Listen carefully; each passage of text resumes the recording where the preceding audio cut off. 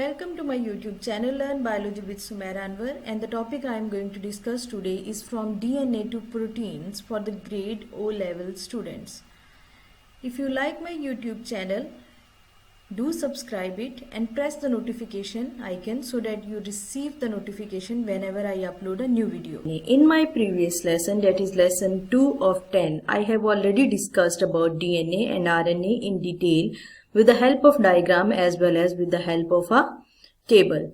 So here it is important to revise the differences because we are going to discuss the process of translation and transcription in detail in today's lesson. First of all, the difference between DNA and RNA. DNA is a double helical molecule. It contains two strands of polynucleotides, while RNA contained only a single strand of polynucleotide, as you can see here with the help of diagram.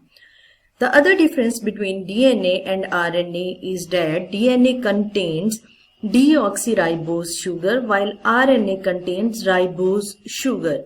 The third difference between DNA and RNA that is important is of nitrogenous bases.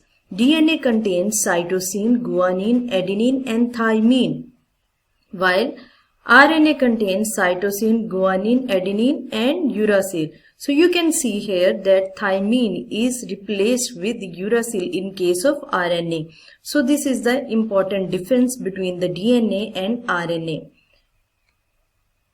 Now what is translation and transcription? In my previous lesson I have explained it with the help of the definition. We are going to revise the concept here. Now when DNA is transcribed, it is converted into RNA. And from RNA, polypeptide is formed. This process is known as translation. From DNA to RNA process is known as transcription. Now what happens during transcription? Information coded in the sequence of nucleotide bases of DNA, that is the information that is present in the DNA, it is passed to the RNA sequence of the nucleotide bases that is present in the RNA. So this is the process of transcription.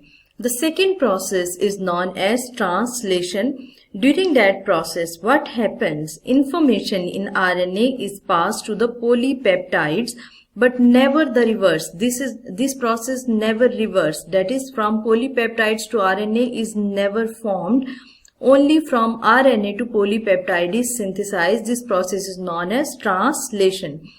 If DNA is copied and form the DNA, this process is known as replication. But in today's lesson, we will only discuss about translation and transcription in detail. Now, what are the important steps that are involved during the process of transcription from DNA to RNA? The region of the DNA carrying the gene unwinds or unzips. DNA double helical molecule will be unzipped. The two DNA strands are separated as a result of this unwinding process. Once the DNA molecule is separated, one strand of the DNA molecule is called as the template strand that is used to make the mRNA. Now what is mRNA? mRNA is the messenger ribonucleic acid. M stands for messenger RNA. So M is messenger RNA ribonucleic acid. So these are the three important steps that takes place during the process of transcription. Before going into the detail of the translation, that is from RNA to polypeptides, it is important to know what is meant by ribosomes. Ribosomes are the cell organelles that are present in the cell either in the bound form or either in the free ribosomes. Free ribosomes are dispersed in the cytoplasm while bound ribosomes are attached to the endoplasmic reticulum. Ribosomes are composed of rRNA. RNA here stands for small RNA stands here for ribosomal RNA. And proteins. So ribosomes are composed of proteins and rRNA, and ribosomes' function is to help in the protein synthesis. They perform the protein synthesis that takes place during the translation. Now translation from RNA to proteins. What happens during this process? Ribosomes translate the message in mRNA into a sequence of amino acids joined together to form a polypeptide. So the message that is present in mRNA is translated into polypeptide. As the ribosomes move along the mRNA, the polypeptide produced gets longer as more amino acids are joined together by the peptide bonds. At the end of the mRNA strand, the ribosomes detaches from the mRNA and the polypeptide is released.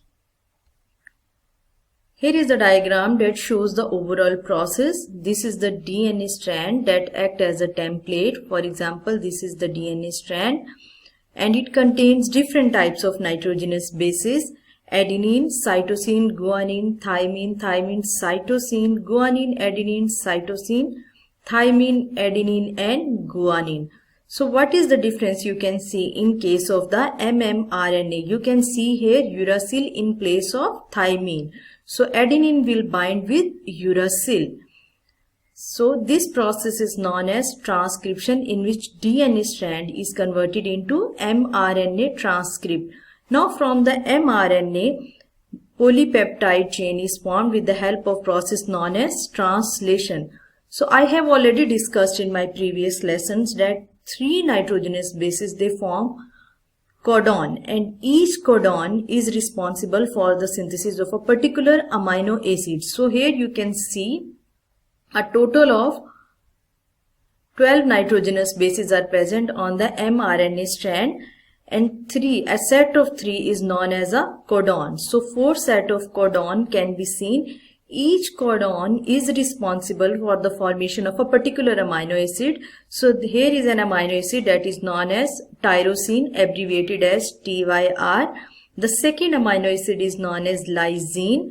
This type of codon is responsible for the formation of amino acid known as leucine, and GUC responsible for the formation of valine. So this is the diagram that shows the overview of transcription and translation. Now polypeptide is a simple chain of amino acids, and if it is folded many times, it will form protein, that is the complex molecule of amino acids. So here is a diagram that shows the amino acids. When these amino acids will join together with the help of peptide bonds, they will form a straight chain that is known as the polypeptide. And when this chain will be folded on itself several times, it will form a complex molecules known as the protein. So here is a diagram that shows the overview of the complete transcription and translation process. So let's start with the transcription. You can see here is a DNA double helical molecule, and this DNA double helical molecule will first unzip or unwind. The load strand will act here as a template in this diagram. The template strand contains the nitrogenous bases. By reading these nitrogenous bases, a pre-mRNA is formed and the complementary nitrogenous bases will be attached. The pre-mRNA will be changed into mRNA, that is the messenger RNA. So whole process of transcription takes place within the cell nucleus. It is important to remember that the transcription takes place within the cell nucleus in case of eukaryotes.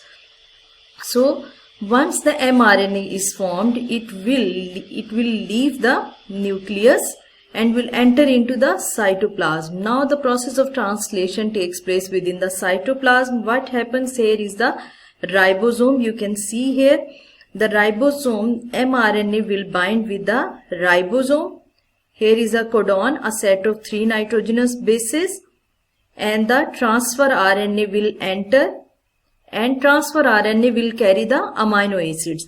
The transfer RNA recognize a particular codon and it will bind with the nitrogenous bases present in the codon.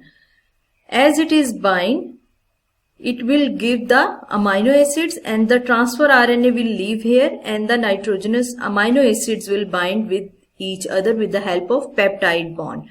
So in this way, translation takes place. Here is a growing protein chain, and the protein is formed in the cytoplasm.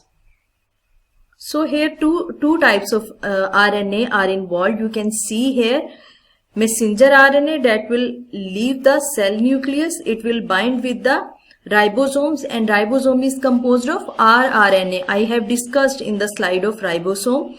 So rRNA is present in the ribosome, and the T stands for transfer RNA. Transfer RNA will carry the amino acids that will bind with the particular codon.